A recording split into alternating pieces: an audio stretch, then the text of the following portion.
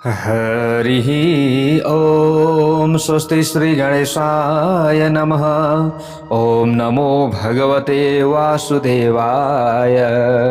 ॐ श्री देव्यै नमः। भूतानि दुर्गा भुवनानि दुर्गा स्त्रियो नरसापि पशुंस दुर्गा। यद्यद्धि दृश्यं खलु सैव दुर्गा दुर्गा स्वरूपादपरं न किंचित्। नारायणं नमस्कृत्य नरं चैव नरोत्तमं देवीं सरस्वतीं व्यासं ततो जयमुदीरयेत्। जय श्री हरि, जय श्री राधे। यतिखेर हजुरहरू श्रीमद् देवी भागवत महापुराण कथा श्रवण गर्दै हुनुहुन्छ। तपाईँ हामी आजको नयाँ भाग 61 मा उपस्थित भइसकेका छौँ। सबले भनौँ एकचोटि जगत जननी दुर्गा माता की जय होस्। प्यारा भक्त भागवतहरू, अब यहाँ जब पृथ्वी अत्यन्त पीडित भएर इन्द्रको सामुन्यमा जानुभयो, त्यस पछाडि इन्द्रले लिएर ब्रह्माजीको सामुन्यमा जानुभयो, अनि फेरि ब्रह्माजी इन्द्र लगायत सम्पूर्ण देवदेवताहरूका साथमा सबैजना मिलेर कहाँ जानुभएको छ? भगवान् श्रीहरि विष्णु भएको ठाउँमा जानुभएको छ। अनि उहाँ गइसकेपछि प्यारा भक्त भागवतहरू, भगवान् श्री विष्णुको स्तुति भएको छ र भगवान् श्रीहरि विष्णु जाग्नुभयो र जागिसकेपछि भगवान् श्रीहरि विष्णुले भन्दै हुनुहुन्छ यहाँनिर, म पनि के छु? अरूको अधीनमा छु। ल भन्नुहोस् प्यारा भक्त भागवतहरू, यहाँ उहाँले भन्नुभयो मैले कहिले राम बन्नु पर्यो, कहिले कृष्ण बन्नु पर्यो, म पनि अरूको अधीनमा रहेको छु। यहाँनिर उहाँले भन्दै हुनुहुन्थ्यो त मैले पनि त दुःख पाएँ है, जङ्गलमा जानु पर्यो, ती दानवहरूलाई मार्न पर्यो, मेरी पत्नी सीता अपहरण गर्यो रावणले, उसको वध गरेर फेरि लिएर म आफ्नो राज्यमा फर्किएँ। मैले यस्ता प्रकारले अयोध्याको राज्य फेरि प्राप्त गरेँ। अब यस्ता प्रकारले सम्पूर्ण राज्य प्राप्त गरिसकेपछि कौशल देशको राजा बनेर रहँदा मैले केही वर्षसम्म संसारको सुख भोग गरेको थिएँ हैन। अब संसारको सुख भोग, हामी पनि भोग विलासमा लागिरहेका छौँ हैन, राम्रो राम्रो चाहियो है, यस्ता तरिकाले यहाँनिर भन्दै हुनुहुन्छ भोग विलास ममा लाग्दो भाइ भन्नुहुन्छ उहाँ। केही वर्ष बितिसकेपछि मैले राज्यको सुख भोग गरिरहँदा लोक निन्दाको डरले धर्मपत्नी सीतालाई पनि वनमा लगेर मैले राखिदिएँ ऋषिको आश्रममा। मैले फेरि पत्नी वियोगको भयङ्कर पीडा बेहोर्नु पर्यो त्यो समयमा पनि, र पृथ्वीकी छोरी सीता पृथ्वीलाई फुटाएर पातालमा पुग्दी भइन्। पछि भगवानले भन्नुहुन्छ यहाँनिर, हे देवता हो एवं राम अवतारेपि दुःखं प्राप्तं निरन्तरं परतन्त्रेण मे नूनं स्वतन्त्रः को भवेत् तदा। हे देवताहरू, मैले राम अवतारमा पनि पराधीन भएर निरन्तर दुःख पाएँ त्यो समयमा भन्नुहुन्छ उहाँले। मैले यसरी दुःख पाएँ भने सामान्य मानिस पनि दुःखी हुँदैनन् भन्ने कुरा के छ यहाँ? त सामान्य मानिसले पनि दुःख पाउँछ, सुख र दुःख भइरहन्छ, किनकि पराधीन छन् सबै। अन्त्यमा कालको बसमा परेर मैले आफ्ना भाइहरूलाई साथमा लिएर स्वर्गमा फर्कनु पर्यो। प्यारा भक्त भागवतहरू, यसरी भगवान् श्रीरामले भन्दै हुनुहुन्छ। अब त्यसै भएर यहाँ भन्नुहुन्छ विद्वानहरूले पराधीन मानिसलाई राम्रो मान्दैनन्, चर्चा गर्दैनन्। हे ब्रह्माजी, तपाईँले अवश्य जान्नुपर्दछ कि जसरी म परतन्त्र छु त्यसै गरी तपाईँ भगवान् शङ्कर र अरू ठुला देवता पनि निश्चय नै परतन्त्र छन्। परतन्त्रोऽस्म्यहं नूनं पद्मयोने निशामय तथा त्वमसि रुद्रश्च सर्वे चान्ये सुरोत्तमः। यसरी यहाँनिर भन्नुभयो।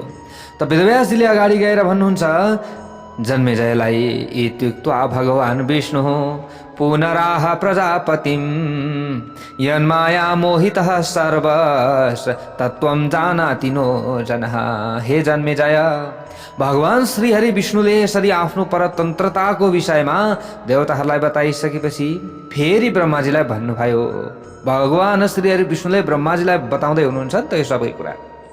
सबै देवताहरू गएका छन् साथमा। ल हेर्नुहोस्, यहाँ भन्नुहुन्छ जुन भगवतीको मायाबाट मोहित भएका कारण सबै मानिसहरू परम तत्त्वलाई जान्न पाउँदैनन्।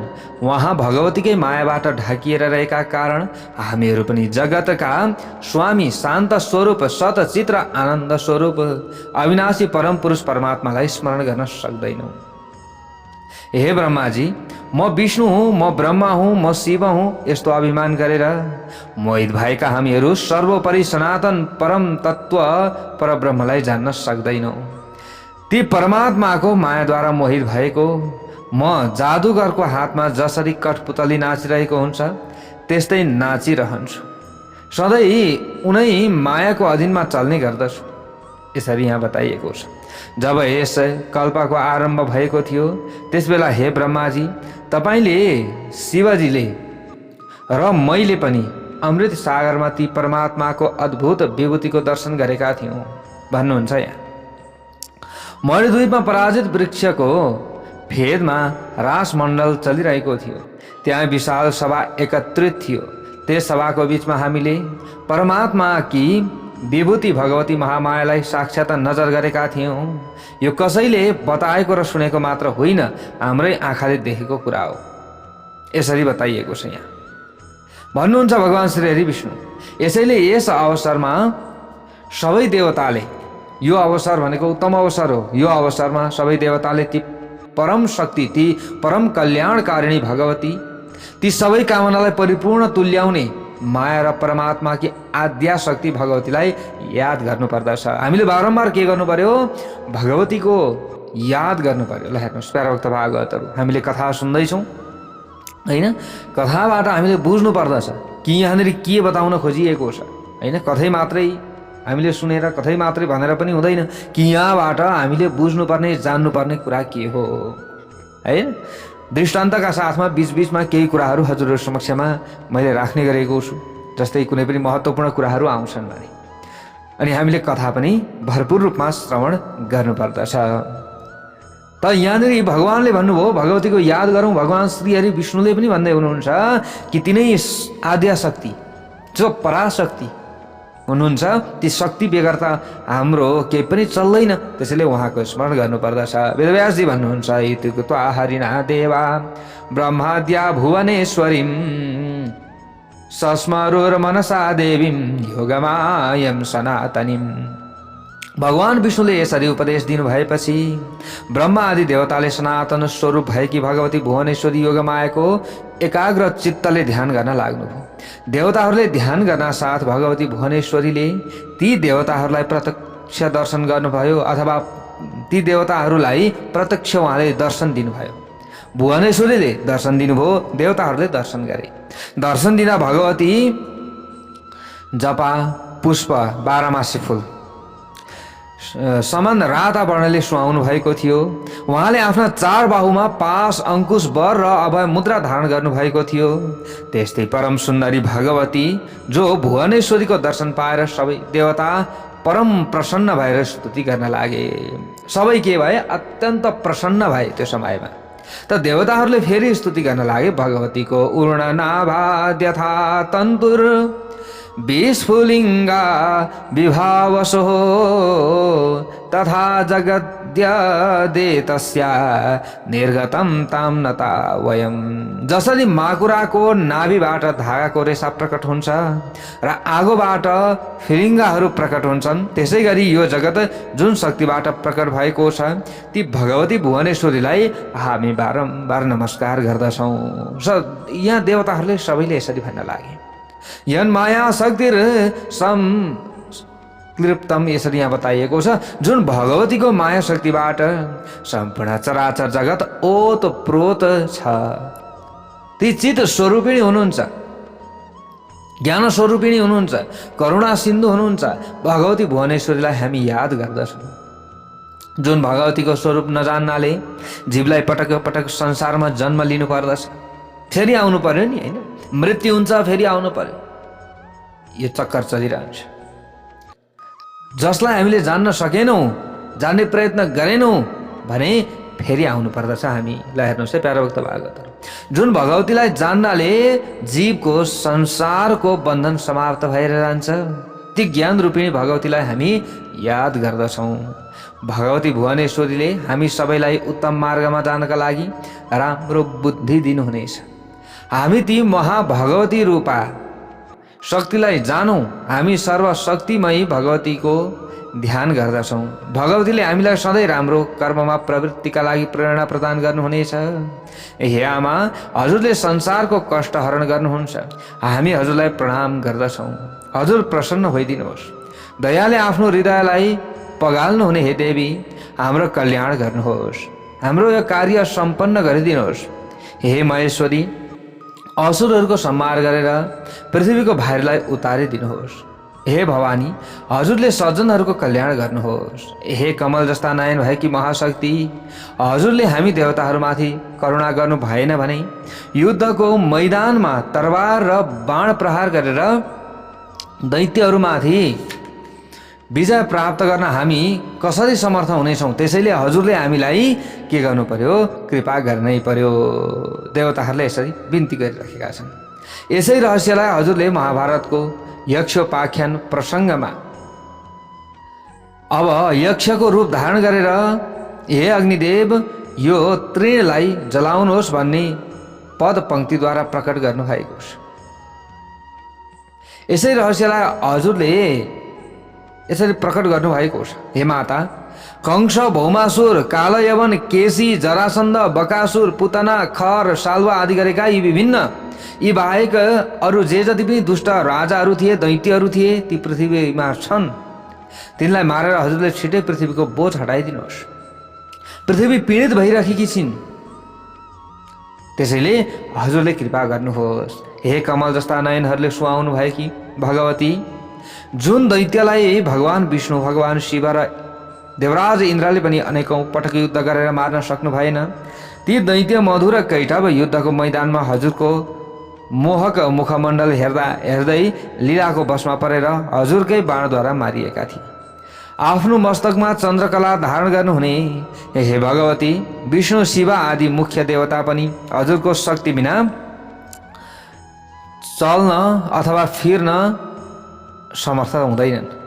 हजुरको शक्ति चाहिन्छ। यसै गरी हे शेषनाग, अब जो शेषनाग छन्, अब हे शेषनाग भनेर अरूले स्तुति गर्दछन्, जो शेषनागलाई सबैले मान्दछन्।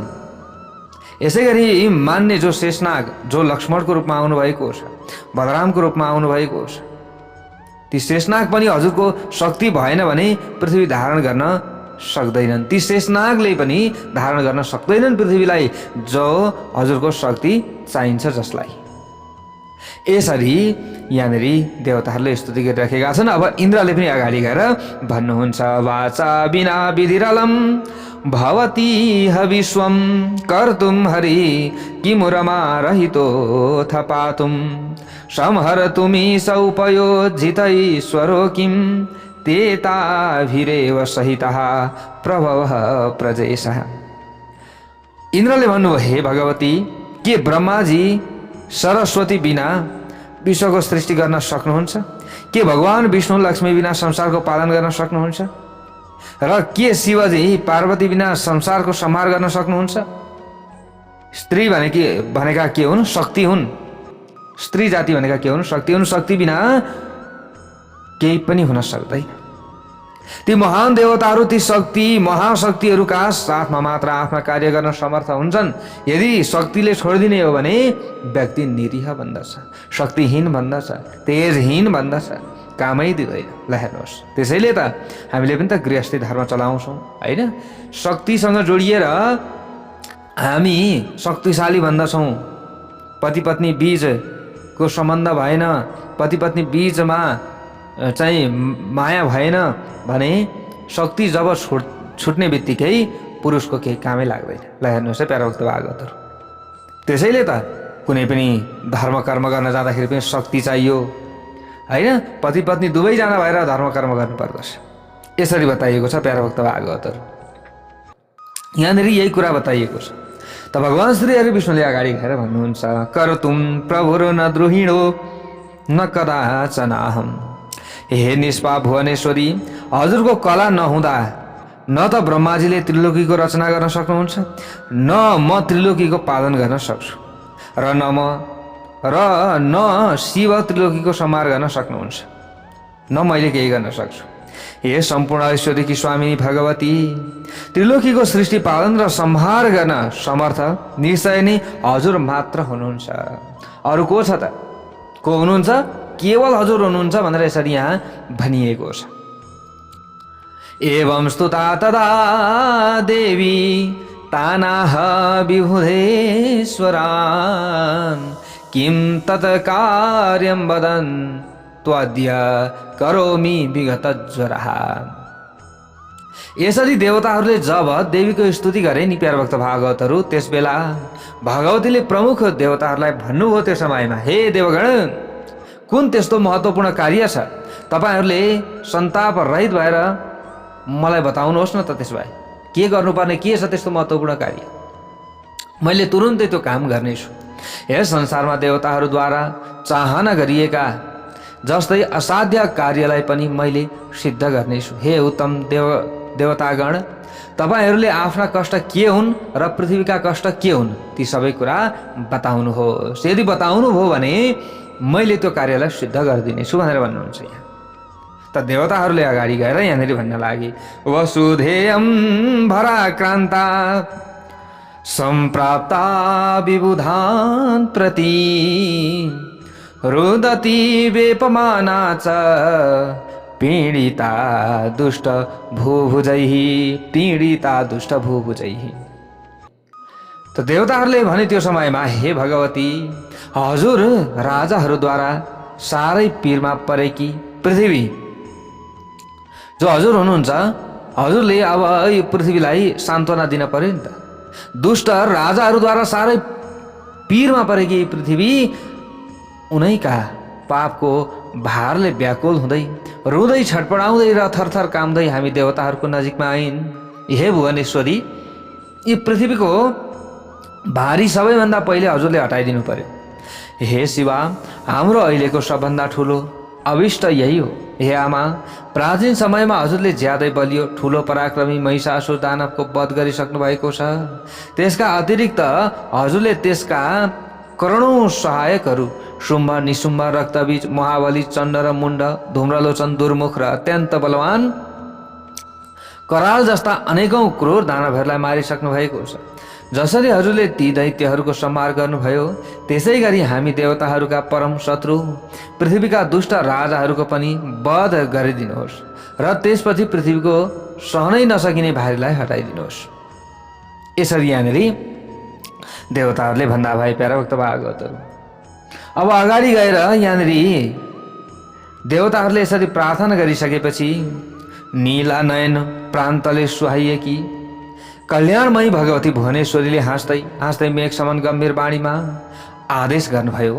त्यो समयमा भगवतीले भन्नुभयो, मयेदम चिन्तितम पूर्व ममसा वतरणम सुरः। हे देवताहरू, मैले पहिलेदेखि विचार गरिसकेकी छु कि मैले अंशावतार लिनेछु। मैले के गर्नेछु? अंशावतार लिनेछु, जसबाट पृथ्वीका दुष्ट राजाहरूको अवश्य पनि नाश हुनेछ, धरतीको भार पनि समाप्त हुनेछ। हे सौभाग्यशाली देवताहरू, मन्द तेज भएका जरासन्ध आदि जति पनि ठुला ठुला महादैत्यहरू छन् नि, महादैत्यहरू छन्, ती सबैलाई मैले आफ्नो शक्तिद्वारा वध गर्नेछु। हे देवताहरू, तपाईहरू पनि आफ्नो अंशबाट पृथ्वीमा अवतार लिएर मेरो शक्तिले सम्पन्न भएर पृथ्वीको भारी उतार्न सहयोग पुर्याउनुहोस्। मैले अवतार लिनुभन्दा पहिले देवताहरूका प्रजापति महर्षि कश्यप आफ्नै पत्नीका साथ यदुकुलमा वसुदेवको नामबाट पैदा हुनुहुनेछ। यसमा कुनै पनि दुई मत छैन। यसै गरी भृगुको श्रापका कारण अविनाशी भगवान विष्णु पनि आफ्नो अंशद्वारा वसुदेवका पुत्रका रूपमा वासुदेव नामबाट पैदा हुनुहुनेछ। हे देवताहरू, त्यसबेला म पनि गोकुलमा आमा यशोदाको गर्भबाट उत्पन्न हुनेछु र देवताहरूका सम्पूर्ण कार्य सिद्ध गर्नेछु। हजुरहरूले श्रीमद् भागवत महापुराणमा श्रवण गर्नुभएको छ कि जो भगवती भुवनेश्वरी योग माया प्रकट हुनुभएको थियो भनेर, होइन? उहाँ नै योग मायाले यहाँनिर भन्दै हुनुहुन्छ, कारागारमा पैदा हुने कृष्णको रूप लिएका विष्णुलाई मैले गोकुलमा पुर्याइदिनेछु मेरो योग बलद्वारा, मेरो शक्तिद्वारा। देवकीका गर्भबाट शेषनागलाई खिचेर रोहिणीको गर्भमा स्थापित गरिदिनेछु। मेरो शक्तिले सम्पन्न भएर कृष्ण र शेष बलरामले दुष्टहरूको विनाश गर्नेछन्।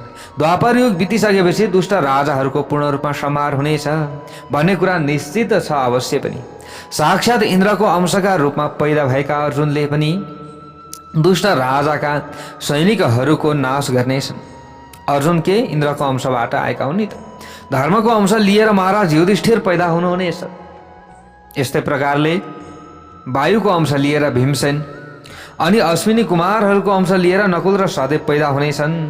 वसुको अंशबाट पैदा हुने गंगापुत्र भीष्मले ती दुष्ट राजाहरूको शक्तिलाई समाप्त पार्नेछन्। अवश्य पनि हे देवताहरू, अब तपाईहरू फर्कनुहोस् र पृथ्वी पनि निश्चिन्त भएर रहन्। अब मैले अंश अवतार लिने सबै देवताहरूलाई निमित्त बनाएर आफ्नो शक्तिबाट चाहिँ पृथ्वीको भार हटाउने यो काम गर्नेछु। मैले अंश अवतार लिएर यो काम मैले गर्नेछु।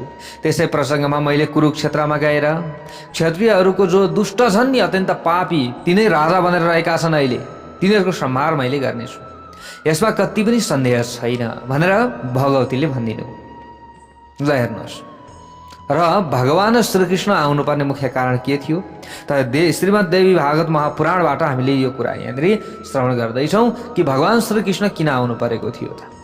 अनि जो भगवती हुनुहुन्थ्यो, भगवतीले यो सबै कार्य त्यहाँनिर कसरी गराउनु भयो त श्रीमद् देवी भागवत महापुराणमा हामीले यो कुरा सुन्दैछौँ। प्यारा भक्त भागवतहरू, अब असूया अनि ईर्ष्या, बुद्धि, तृष्णा, ममता अनि प्रिय वस्तुको कामना, स्पृहा, विजयको अभिलाषा अनि काम र मोह जस्ता दोषहरूका कारण सबै यदुवंशीहरूको नाश हुनेछ पछि गएर। यसरी भगवतीले भन्दै हुनुहुन्छ, ब्राह्मणको श्राप परेका कारण यदुवंशीहरूको नाश जस्तो कार्य हुन जानेछ। त्यसबेला श्रापकै कारण भगवान कृष्णले पनि आफ्नो शरीरको त्याग गर्नु पर्नेछ। हे देवताहरू, अब तपाईहरू पनि आफ्नो शक्ति रूप पत्नीहरूका साथ आफ्ना अंशहरूद्वारा मथुरा र गोकुलमा प्रकट हुनुहोस्। तपाईहरू पनि प्रकट हुन पर्यो नि त, कोही ऋषिको रूपमा, कोही गोपिनीको रूपमा, होइन, कोही गोपको रूपमा। तपाईहरू पनि प्रकट हुनुहोस्, भगवान विष्णुका सहयोगी बन्नुहोस् भनेर आद्यशक्ति भगवतीले भनिदिनु भयो। यसरी उपदेश दिएर परमात्मा कि योग माया भगवती अन्तर्ध्यान हुनुभयो। प्यारा भक्त भागवतहरू, कुनै पनि काम गर्नका लागि समय चाहिन्छ नि, होइन? अलिकति त समय लाग्छ। अहिले बोलो अहिले त हुँदैन, त्यसैले अलिकति धैर्य धारण गर्न सिक्नुपर्छ। त्यसपछि पृथ्वी लगायत सबै देवताहरू आफ्नो धामतर्फ गए। पृथ्वी पनि भगवतीको पवित्र वाणीले सन्तुष्ट भएर शान्त चित्त भइन् र मरुभूमि हुन लागेकी पृथ्वी त्यसपछि औषधि र हरिया लता वृक्षले सम्पन्न भइन्। मानिसहरू सुखी भए, ब्राह्मणहरूको उन्नति हुन लाग्यो र मुनिहरू पनि सन्तुष्ट एवं धर्मपरायण भए। त्यो समयमा श्रेणो भारत वक्ष्यामि भारावतरणं तथा कुरुक्षेत्रे प्रभासे च क्षपितं योगमायया। भन्नुहुन्छ यहाँ जन्मेजय, सुन्नुहोस् भनेर वेदव्यासजीले भन्नुहुन्छ, अब म तपाईलाई पृथ्वीको भारी उतार्न कुरुक्षेत्र एवं प्रवास क्षेत्रमा योग मायाद्वारा गरिएको सेनाको संहारको वृत्तान्त बताउनेछु भन्नुहुन्छ। यहाँ त भृगु ऋषिको श्राप परेका कारण महामायाको शक्तिबाट अनन्त तेजस्वी भगवान श्री विष्णुको यदुवंशमा अवतार भएको थियो। कारण यो थियो, वास्तवमा पृथ्वीको भारी उतार्ने काम त एउटा सानो न्यू मात्र हो। यो त होइन, पृथ्वीको भारी उतार्नका लागि त उहाँका लागि पृथ्वीमा आइराख्नै पर्दैन थियो। एउटा यो न्यू मात्र हो, अरूलाई शिक्षा दिन पर्यो नि त। योग मायाले यसै न्यूबाट पृथ्वी तलमा भगवान विष्णुको अवतार गराउने संयोग जुटाउनु भएको थियो।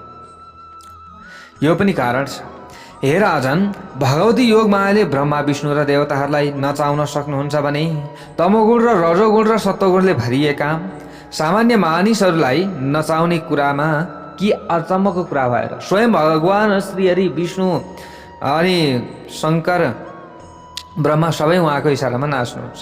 भगवतीले आफ्नो रहस्यमय लीलाद्वारा भगवान विष्णुलाई पनि मलमूत्र र नसा नाडीले जेलिएको गर्भमा रहँदा पाइने कष्ट भोग्न राम्ररी बाध्य तुल्याउनु भयो।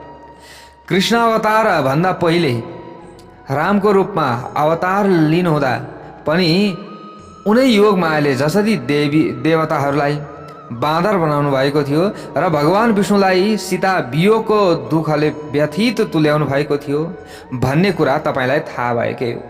त्यो समयमा पनि यस्तो भएको थियो। हे महाराज, अहङ्कार र ममताको बलियो पासबाट सबै बाँधिएका छन्। यो पासबाट कोही पनि छुट्नेवाला छैनन्। संसारमा कुनै माया मोह नभएका र मोक्षको चाहना गर्ने योगीहरू एवं भोगको प्रबल चाहना गर्ने सामान्य नरनारीहरू पनि उनै कल्याणकारिणी भगवती भुवनेश्वरीको उपासना गर्दछन्। यसरी बताइएको छ। योग मायाको भक्तिको झिनो अंश पाएर प्राणीहरू मुक्त हुन्छन् भने त्यस्तै भगवतीको उपासना कसले गर्दैन र? हे भुवनेश्वरी भनी भगवतीलाई सम्बोधन गर्ने मानिसलाई उनै भुवनेश्वरीले स्वर्ग, मर्त्य र पातालको सुख प्रदान गर्नुहुन्छ। फेरि कसैले हे जमदग्निका, हे जगदम्बिका, अब यस्तै प्रकारले मेरो रक्षा गर्नुहोस् भनी वाक्य उच्चारण गर्दा सबै कुरा पहिले दिइसकेको हुँदा अब दिने कुरा केही छैन भनेर भगवती त्यसै भक्त कि असामी बन्नुहुन्छ। यसरी बताइएको छ। हे राजन, भगवतीका विद्या र अविद्या गरी दुई रूपहरू रहेका छन्। वेदव्यासजीले बताउँदै हुनुहुन्छ कि कोही शरणमा जान्छ, यसको मतलब हामीले के बुझ्नु पर्यो? कोही शरणमा जान्छ, यामा मलाई दुःख परेको छ, मलाई कष्ट परेको छ भने उसलाई धैर्य धारण गर्ने शक्ति भगवतीले अवश्य पनि दिनुहुन्छ। किनभने त्यो फल त हामीले पाइन्छ। किन पाइन्छ भन्दा चाहिँ हामीले गरेको यो कर्मको फल हामीले प्राप्त गरेको हो। नराम्रो कर्म गरेका छौँ भने नराम्रै फल पाइन्छ, राम्रो काम गरेका छौँ भने राम्रै फल पाइन्छ। तर यति हो कि यदि हामीलाई दुःख कष्ट पर्दाखेरि पनि हामीलाई सहन सक्ने त्यो शक्ति, त्यो तेज, त्यो ऊर्जा हामीलाई कोबाट प्राप्ति हुन्छ त भन्दा उनी शक्ति रूपा हुने भगवतीबाट हामीलाई प्राप्ति हुन्छ। भगवतीका विद्या र अविद्या गरेर दुई रूप रहेका छन्। ती दुई रूप मध्ये विद्याको उपासना गर्दा प्राणीहरू संसारको बन्धनबाट मुक्त हुन्छन् र अविद्याको सेवा गर्दा संसारको बन्धनमा पर्दछन्। यसरी बताइएको छ। ब्रह्मा विष्णु र महेश सबै देवीको अधीनमा रहन्छन्। भगवानका सबै अवतारहरू डोरीले बाँधिए झैँ भगवतीद्वारा नियन्त्रित भएका छन् अथवा भएका हुन्छन्।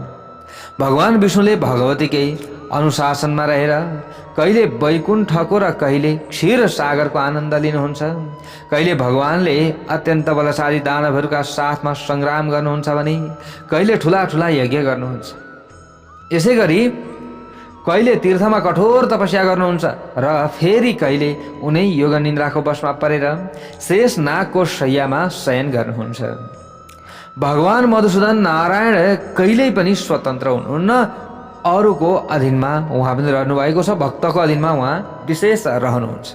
यसै गरी ब्रह्माजी, रुद्र, इन्द्र, वरुण, यम, कुबेर, अग्नि, सूर्य, चन्द्रमा यस्तै प्रकारले अरू देवता जति पनि रहेका छन् ती देवताहरू, सनक आदि मुनिहरू, वशिष्ठ आदि महर्षिहरू सबै जादुगरले नचाहेको कठपुतली चाहिँ भगवतीको बसमा रहन्छन् र भगवतीले नचाइदिनुहुन्छ।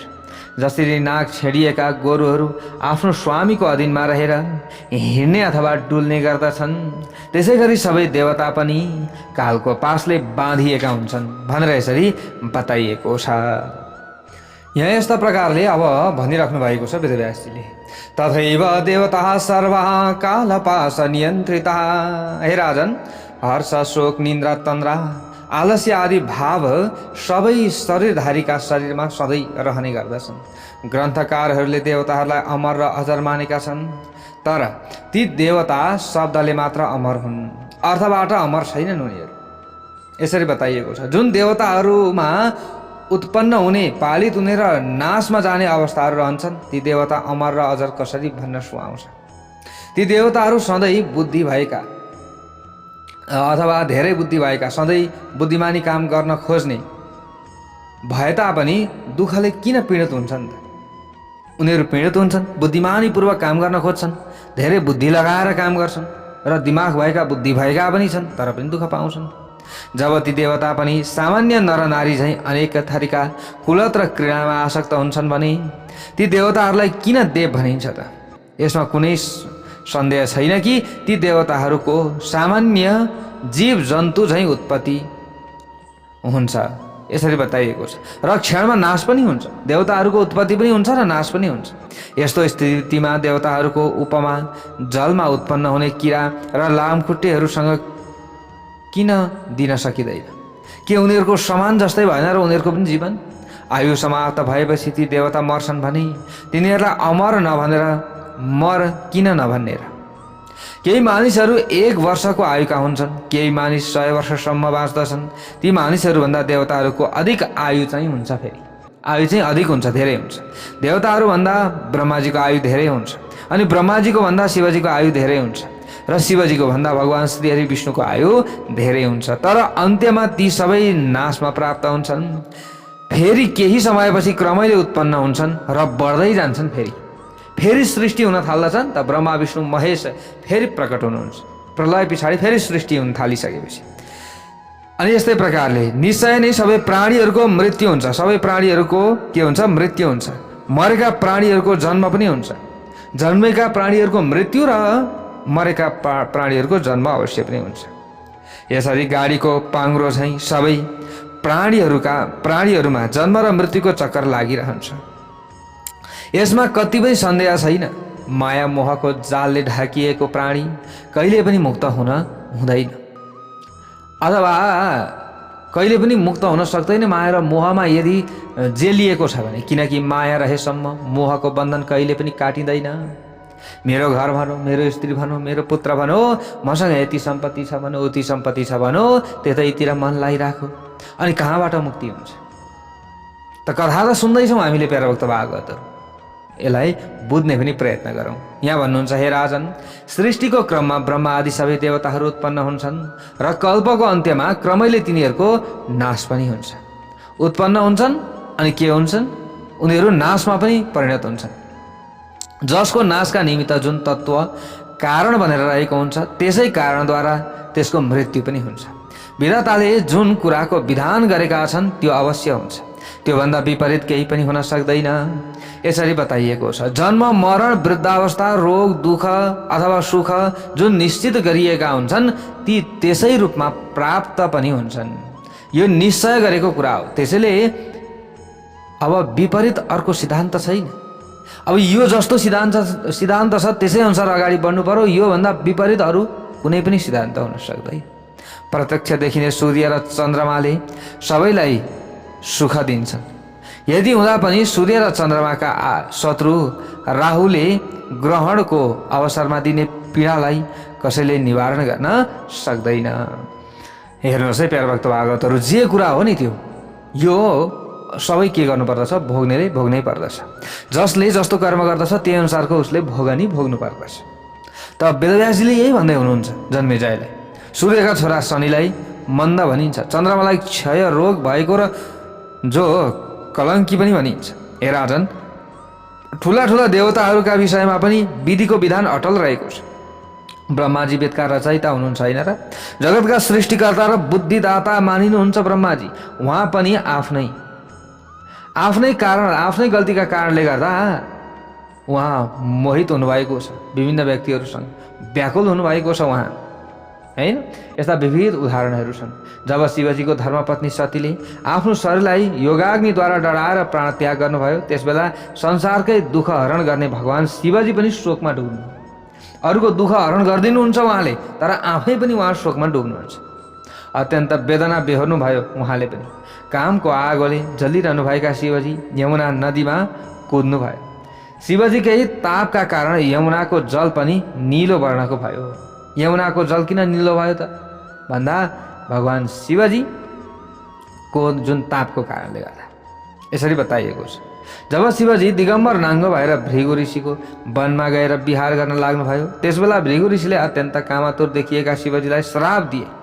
त्यो समयमा श्राप दिँदै भने त्यो समयमा, हे लाज नभएका शिव, तिम्रो जो तिमी के छौ, नाङ्गे भएर हिँड्दछौ, तिम्रो के होस्, लिङ्ग काटिएर भुइँमा झरोस् अथवा खसोस् भनेर यसरी भृगुजीले श्राप दिनुभएको थियो। त्यसपछि आत्मशान्तिका लागि शिवले दानवहरूद्वारा बनाएको पोखरीमा रहेको अमृत पान गर्नुभएको थियो। यस्ता विविध उदाहरणहरू छन्। जस्तोसुकै परमात्मा, जस्तोसुकै ईश्वर भए पनि उहाँहरूलाई पनि केही न केही समस्या त परेको हुन्छ नि त। त्यसैले समस्याबाट बाहिर भाग्नु हुँदैन। यो कथाको सार, मुख्य सार भनेका यी रहेका छन् प्यारे भक्त भागवतहरू। अब यहाँबाट उताको कथा अरू भोलि हामीले श्रवण गर्नेछौँ। जय बोलौँ भगवती उमा की जय।